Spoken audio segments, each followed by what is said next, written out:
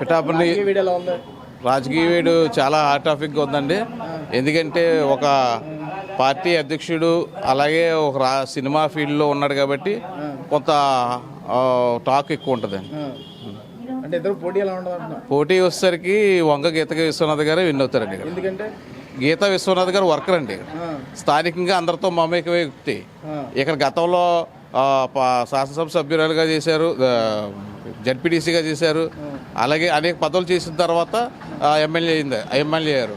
రాజకీయంగా అనుభవం వ్యక్తి, అలాగే ఈ ప్రాంతంలో అనేక అభివృద్ధి కార్యక్రమాలు చేసిన వ్యక్తి.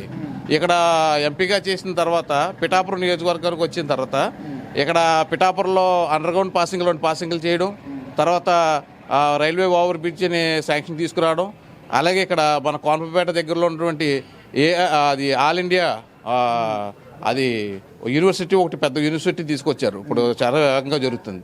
అలాగే ఈ పిఠాపురం నియోజకవర్గానికి సంబంధించే కాకుండా కాకినాడ పార్లమెంట్ నియోజకవర్గంలో అనేక జూనియర్ కాలేజీలు తీసుకొచ్చారు. మా ఉప్పాడ గ్రామంలోనే ఒక జూనియర్ కాలేజ్ తీసుకొచ్చారు. ఈ సంవత్సరం ప్రారంభోత్సవం కూడా జరుగుతుంది. అలాగే కొత్తపల్లి మండలం కావచ్చు, కొత్తపల్లి మండలం అనేక గ్రామాల్లో కావచ్చు, మూలపేట కావచ్చు, కోనపేట కావచ్చు, ఇలాగ అనేక జూనియర్ కాలేజీలు తీసుకురావడం, అలాగే గొల్లపల్లి మండలం కూడా జూనియర్ కాలేజీలు తీసుకురావడం జరిగింది. ఈవిడ ఒక పని పట్టుకుందంటే కంపల్సరీగా చేసి తీరుతారు. చాలా అనుభవం ఉన్న వ్యక్తి, రాజకీయంగా అనేక ఈ ప్రాంతంలో పట్టున్న వ్యక్తి. ఈ ప్రాంత ప్రజల యొక్క బాధలు తెలుసు ఆవిడకి, ఈ ప్రాంతంలో సమస్యలు తెలుసు. ఇక్కడ సామాజిక నేనే ఉంటాను, నాకు ఇక్కడ ఒక ప్రమాదం జరుగుతుంది, ఇక అక్కడ ఇక్కడ లోకల్ లీడర్లు ఎవరైనా తీసుకొని వెళ్తే ఆవిడ ఏదో గవర్నమెంట్ హాస్పిటల్కి రికమెండ్ చేయడం, అక్కడ జాయిన్ చేసుకోవడం, ఇటువంటి అందుబాటులో ఉండే వ్యక్తి. ఇప్పుడు పవన్ కళ్యాణ్ తీసుకొచ్చారు, ఎక్కడి నుంచి తీసుకొచ్చి ఇక్కడ వేసాడు. ఆయన ఉద్దేశం ఏంటంటే ఒకే గుంపుకున్న చోట మేము నెగ్గేస్తాం, ఫ్యాన్స్ ఎక్కువ ఉన్నారన్న ఒక ఒకరితో వచ్చారు తప్ప ఇక్కడ సహజం చూస్తే జనసేనకు 2019లో వచ్చిన ఓట్లు 29,000 ఓట్లు మాత్రమే ఉన్నాయి. కాకపోతే ఇక్కడ పక్కన ఉన్నటువంటి తెలుగుదేశం సంబంధించిన వరం యొక్క సపోర్ట్ తీసుకోవాల్సి వస్తుంది. మరి సొంతంగా ఒక నాయకుడు, ఒక పార్టీ నడుపుతున్న నాయకుడికి పక్క పార్టీలో ఉన్న నాయకుడు సపోర్ట్ ఎందుకు అవసరం? సొంతంగా గెలిచేవచ్చు కదా. ఈరోజు వర్మ ఇండిపెండెంట్గా ఎత్తుంటే డిపాజిట్లు కూడా రావు, కానీ వర్మ సపోర్ట్ కావాలని ఎందుకు కోరుకోవాలి? ఒక పార్టీ అధ్యక్షుడిగా ఉన్నవాడివి ఒక నియోజకవర్గంలో పోటీ చేప్పుడు ఎందుకు నీకు సపోర్ట్ కావాలి? సొంతంగా పోటీ చేయొచ్చు కదా. వర్మ సపోర్ట్ లేకుండా ఇవాళ వర్మ సపోర్ట్ ఎందుకు అడుగుతున్నావు? నాకు వర్మ సపోర్ట్ వద్దు, నేను ఒకటి నెగ్గుతానని చెప్పమను. నెగ్గలేడు. ఎందుకంటే వాళ్ళకున్న కెపాసిటీ 29,000 మాత్రమే 2019లో. వైసీపీకి ఉన్న ఓన్ క్యాడర్ 85,000 చిల్లరు పైచిలకు, టీడీపీకి ఉన్నది 60,000 పైచిలకు. ఇది సపోర్ట్ చేస్తేనే ఆయనకు కొంత అవకాశాలు ఉంటాయి అనుకుంటున్నారు. కానీ ఎట్టి పరిస్థితులను కూడా టీడీపీ సంబంధించిన వాళ్ళు కూడా గీత గారికే సపోర్ట్ చేస్తున్నారు. కారణం ఏంటంటే ప్రతి ఒక్కరికి చాలా అవసరాలు ఉంటాయి. ఇక్కడ చదువుకున్న పిల్లలు ఉన్నారు, రికమెండేషన్లు కావాలి, ఇక్కడ అనేక ఇండస్ట్రీస్ ఉన్నాయి, ఏదైనా సరే అందుబాటులో ఉంటాయి. ఇప్పుడు సామాన్యుడు నేను వెళ్ళి జనసేన అధ్యక్షుడు పవన్ కళ్యాణ్ కలగలనా? ఇప్పుడు ఈరోజు నాయకులకే, గ్రామస్థాయి నాయకులకే అపాయింట్మెంట్ లేదు, కలిసే అవకాశాలు లేవు. ఇప్పుడు సామాన్యుడు నేను ఎమ్మెల్యే దగ్గరికి వెళ్ళి కలగలనా? ఇది 5 సంవత్సరాల భవిష్యత్తు, ఒకసారి ఆలోచించాలి. ఎందుకంటే 5 సంవత్సరాల భవిష్యత్తు ఎవరో వచ్చారు సెలబ్రిటీ అని చెప్పేసి మనం ఓట్లు వేసి గెలిపించి హైదరాబాద్ పంపేస్తే కనుక ఇక్కడ పరిస్థితి ఎలాగుంటుందో ఒకసారి గమనించాలి. అంటే ఇక్కడ వర్మ గారు ఇన్ఛార్జ్గా ఉన్నారు, కానీ మరి జనసేన నాయకులు కూడా ఉన్నారు కదా, వాళ్ళు కుమ్ములాడుకుంటారు కదా. నేను పలానా ఇన్ఛార్జ్గా వర్మనే అవకాశం అనేది దేంట్లోనే వచ్చండి. రాజకీయాల్లో ఒక భవిష్యత్తు 5 సంవత్సరాల భవిష్యత్తునే అవకాశంగా ఎప్పుడు ఇవ్వకూడదు. ఇది భవిష్యత్తు, 5 సంవత్సరాల భవిష్యత్తు అంటే జగన్ గారికి అవకాశం కాదండి. జగన్ గారికి అన్నా పని చేశాడు ఆయన, నేను చేస్తానన్నాడు, ఆయన చేసి చూపించాడు. అది అవకాశం కాదు. జగన్ గారి కెపాసిటీ ఏంటంటే 2014లో 1% ఓటుతో ఓడిపోయారు తప్ప ఆ 3 పార్టీలు కలిస్తే 1%తో మాత్రం ఓడిపోయారు. అది అవకాశం కాదు. తర్వాత ట్రిప్పు టీడీపీ అసలు ఎట్టి పరిస్థితుల్లోనే ఏం చేయలేకపోయింది రాష్ట్రానికి. జగన్ గారిని ప్రజలు నమ్మి ఓట్లేశారు. కంపల్సరిగా గీత గారే ఇక్కడ ఎమ్మెల్యేగా విన్ అవుతారండి, దాంట్లో ఏ డౌట్ లేదు. ఎందుకంటే ఎంపీగానే ఉండి కార్యక్రమాలు చేసిన ఆయన ఆవిడ ఎమ్మెల్యే అవుతే కనుక ఆవిడ విజన్ ఉన్న వ్యక్తి.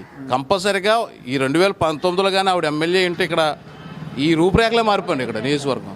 ఈవిడ కానీ 2024లో పిఠాపురంకి ఎమ్మెల్యే అవుతే పిఠాపురం రూపురేఖలు మారిపోతాయి. ఎందుకంటే ఆవిడ చెప్పిందని చేస్తుంది, చేసే వ్యక్తి. ఒక పని పట్టుకుంటే ఆ పని పూర్తి చేసే వరకు కూడా ఆవిడ ఎట్టి పరిస్థితులు ఊరుకోదు. ఎందుకంటే ఈ ప్రతి గ్రామం పట్టుంది, ఇక్కడున్న ప్రాంతం సమస్యలు తెలుసు ఆవిడకి, ప్రతి సమస్య తెలుసు. ఇక్కడ మత్స్యకారులు ఉంటారు, సముద్రంలో వేటలకు వెళ్తుంటారు, బోట్లు మిస్ అవుతుంటాయి, ఎమటెంటనే ఒక ఎమ్మెల్యే కావాలి. ఎందుకంటే పై అధికారులతో మాట్లాడి ఒక హెలికాప్టర్ పంపించడం, రెస్క్యూ ఆపరేషన్ చేయించడానికి ఇక్కడ కంపల్సరీగా ఇక్కడ ఒక ఎమ్మెల్యే కావాలి. అటువంటి ఎమ్మెల్యే ఎవరున్నారు ఇక్కడ? ఎక్కడి నుంచో తీసుకొచ్చి మనం ఒక గెస్ట్ని తీసుకొస్తే గెస్ట్ అయిపోయిన తర్వాత వెళ్ళిపోతాడు, అతని పని అది చూసుకుంటాడు. ఎవరో ఇన్ఛార్జ్ పెడితే ఆయనకి సంబంధం ఏమి ఉండదు కదా. అంతే ఇప్పుడు నేను ఎమ్మెల్యే చేసి నా ఇన్ఛార్జిని ఏమన్నా పెడితే అధికారులు ఎవరో కూడా అతని మాట వినరు కదా. అదొకసారి ఆలోచించండి. జనసేన స్టాక్ బాగుందండి కొద్దిగా. అవునా? ఎలా కనిపిస్తుంది? ఎలాగుందంటే అండి, ఇప్పుడు వంగా గీత గారి మీద అయితే 10 పాళ్ళు జనసేన కొద్దిగా అడవులు ఎక్కువ చూపిస్తుంది. జనసేనగా జనసేన ఇప్పుడు వంగా గీత గారు సభలు అన్నీ చేశారు, రాజ్యసభ చేశారు, శాసనసభ చేశారు, ఎంపీ చేశారు, ఎమ్మెల్యే చేశారు. అంచేత మీకు టాప్ కొద్దిగా ఉండడం అయితే జనసేన కొద్దిగా ఎక్కువ చూపిస్తుంది. అవునా? మరి ఇప్పుడు నుంచి ఉన్నటువంటి స్థానికంగా ఉన్నారు కదా గీత గారు. గీతం గారు స్థానికంగా ఉన్నారండి, కరెక్టే. ఇప్పుడు పట్టుదల ఏంటంటే అండి, పవన్ కళ్యాణ్ గారిని గెలిపించాలని మొత్తం అంతా ప్రజలు ఈ కుర్రకారు అంట గెలిపించాలని అంటున్నారండి. అది ఇప్పుడు గీత గారు అయితే అన్నీ చేశారండి, రాజ్యసభ చేశారు, శాసనసభ చేశారు, ఎంపీ చేశారు, ఎమ్మెల్యే చేశారు. మొత్తం అంతా పవన్ కళ్యాణ్ పిఠాపురం గెలిపించాలని పట్టుదల పెట్టుకున్నారు. పట్టుదలతో ఉన్నారు. పట్టుదలతో ఎన్ని ఓట్ల మెజారిటీతో గెలిపిస్తారు? ఉంటుందండి, ఒక 20,000 25,000 మెజార్టీ, అంత పెద్ద ఎక్కువ ఏమి రాదు, కొంచెం మాత్రం మెజారిటీ. అయితే ఈసారి గెలిపించుకునేది ఎవరిని ఇక్కడ? జనసేన వస్తుందండి. జనసేన అవుతుంది. పిఠాపురంలో రాజకీయం గీత గారి చుట్టూ తిరుగుతుందా, కళ్యాణ్ గారి చుట్టూ తిరుగుతుందా? ఎవరి చుట్టూ తిరగాలన్నా మేము ఎవరి చుట్టూ తిరుగుతలేదు ఏటన్నా తెలియదు మాకు, అది విషయం. అసలు ఏంటి పరిస్థితి? వీళ్ళిద్దరు పోటీ ఎలా ఉంటది? పోటీ ఎలా ఉంటది అంటే సరి సమానంగా ఉంటదని మా అంచనా, మేము అనుకుంటున్నాము. ఏటన్నది మాకు కూడా తెలియదు, అది విషయం. అంటే మరి కళ్యాణ్ గారు మిమ్మల్ని అడ్జస్తున్నారు కదా, మాకు ఒకసారి గెలిపించండి, నన్ను అసెంబ్లీకి పంపించండి, పిఠాపురం నుంచి పోటీ చేస్తున్నానని చెప్పి. అవును అంటున్నారు, గెలిపించండి అంటున్నారు. ఆయన సీఎం అడగట్లేదు. సీఎం ఆయన ఎప్పుడు అడుగుతలేదు, ఎమ్మెల్యే కింద అడుగుతున్నాడు. అవును, గెలిపించాలంట ఆయన అడుగుతున్నారు కాబట్టి జనాల స్పందన ఎలా ఉందో వాళ్ళు ఆ విధంగా చేయాలి తప్ప మా చేతిలో ఏముండదు కదా. మేము వాటరే, కానీ మేము దేనికి వేస్తామో మేము చెప్పలేం. ఒక అభిప్రాయం చెప్పాలంటే దాన్ని బయట చెప్పడం లేదు, నానా పురాకులు నానా ఇబ్బందులు పడవలసి వస్తుంది. గీత గారికి తెచ్చుకుంటారా ఎమ్మెల్యేగా, లేదంటే ఇప్పుడు వచ్చి మిమ్మల్ని నాకు ఒక అవకాశం ఉండని చెప్పి కళ్యాణ్ గారిని తెచ్చుకుంటారా ఎమ్మెల్యేగా? ఎవరు తెచ్చుకుంటారు? నేను గీత గారిని తెచ్చుకుంటానంటాను, దానివల్ల అయిపోదు కదా. అలాగని కళ్యాణ్ గారు నా ఒక్క ఓటింగ్ వల్ల అయితే అవ్వదు అక్కడ. అలాగని ప్రజలందరి గురించి నేను మాట్లాడకూడదు. నా పర్సనల్గా అయితే నా పర్సనల్ నేను మాట్లాడుకున్నా సరే బయట మాట్లాడతాను, చాలా ఇబ్బంది ఉంటుంది. మీ అభిప్రాయమే చెప్పండి. మా అభిప్రాయం అయితే నేను ఫస్ట్ నుంచి నేను పక్కా తెలుగుదేశం చేస్తున్నాను. నేను ఇప్పుడు కూడా ఓటు కూడా దేంట్లో ఉంటే దాంట్లోకి వేస్తాను నేను. దానివల్ల నాకు ఎవరైనా అనుకున్నా ఏం పోయినా నాకు గవర్నమెంట్ వాళ్ళు లబ్ధిదేవి రాలేదు, ఏనేం పొందలేదు. నా ఒపీనియన్ అది. 10,000 ఇస్తున్నారు, 10,000 ఇస్తున్నారు, ఎత్తలేదు రాలేదు, 10,000 ఇస్తున్నారు. అది నా ఒక్కడికే కాదు కదా, అందరికీ ఇస్తున్నారు కదా. అందుకే అన్న ఇండివిజువల్ గా నా అభిప్రాయాలు నేను చెప్పనంటే నన్ను ఇబ్బంది పెట్టొద్దు. జై హింద్. ఇంకొద్ది మెజార్టీ వెళ్ళండి. నేను ఎన్నికల కమిషన్ నేను మెజార్టీ అంటే ఏం చెప్తాం? ఇప్పుడు గొల్లప్రోలు ఏమన్నారు, గొల్లప్రోలు చేపలు అందరూ ఏమన్నారు, వంగా గీత గారు మాకు దగ్గరలోనే చేసి పెడుతున్నారు అంటున్నారు. అదా అది అలా ఓటింగ్ ఎలా ఉంటుంది, గెలిపి ఎలా ఉంటుంది అంటే ఏం చెప్తాం? ఒక్కోళ్ళ అభిప్రాయం ఒక్కోలా ఉంటుంది. చెప్పు. పిఠాపురం రాజకీయం ఎలా ఉంటుంది ఇప్పుడు? అసలు ఇప్పుడు వరకు జరిగింది వేరు, ఇప్పుడు జరుగుతుంది వేరు కదా. రాజకీయం వేరా? ఏ రాజకీయం అంటే దొన్నపోతే దెబ్బడుకుని నేతలు కోలేరు. ఏం చేస్తున్నానా? ఏది వస్తుందో ఏది మారుతుందో దెబ్బలు ఇద్దరు కాపులే. ఒకటి సామాజిక వర్గం.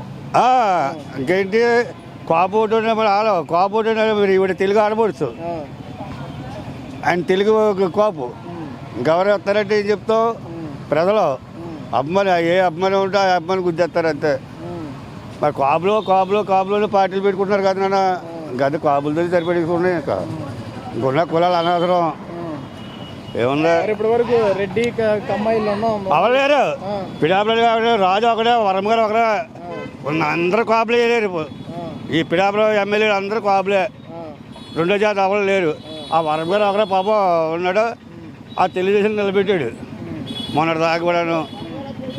అలాగే ఉందా ఇప్పుడు దాకాను. ఇప్పుడు మారిపోయారు కదా అందరూ. జనసేన ఒకరు, ఏది ఓసీపీ ఒకరును. మరి ఇద్దరి మధ్య పోటీ ఎలా ఉంటుంది గీత గారికి కళ్యాణ్ గారికి? అయ్యో చెప్తే కదా, దెబ్బగా ఉంటుంది కానీ దెబ్బగా ఉంటుంది. ఇద్దరు కాపులే కదా.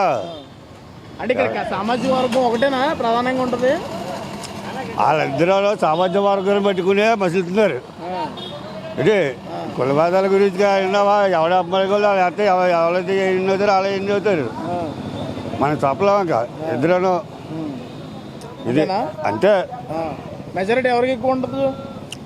ఎక్కువ తక్కువ చెప్పినాం కదా నాన్న. గెలిపోవటం అంతేనా? అంతే గెలిపోవడం అంటే పైన ఉన్నవాడు రాస్తాడు, కింద భూదాత రాస్తుంది. ఏది మంచిగా ఏది చెడ్డ ఆలోచించి మహాతల్లి.